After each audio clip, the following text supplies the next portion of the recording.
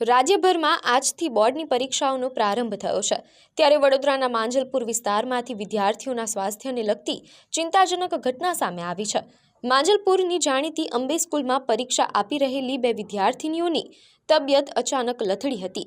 પરીક્ષા ખંડમાં પેપર લખતી વખતે એક વિદ્યાર્થીની અચાનક બેભાન થઈને ઢળી પડી હતી, જેને પગલે સુપરવાઇઝર અને શાળા સંચાલકો તાત્કાલિક હરકતમાં આવ્યા હતા। 108 એમ્બ્યુલન્સની ટીમે સ્કૂલ પર જ પહોંચી વિદ્યાર્થીનીને પ્રાથમિક સારવાર આપી હતી। સદનસીબે ટૂંકી સારવાર બાદ વિદ્યાર્થીની ભાનમાં આવી હતી અને તેનો આત્મવિશ્વાસ જોતા તેને ફરી પરીક્ષા આપવા દેવામાં આવી હતી, જેથી તેના વાલીઓએ પણ રાહતનો શ્વાસ લીધો હતો।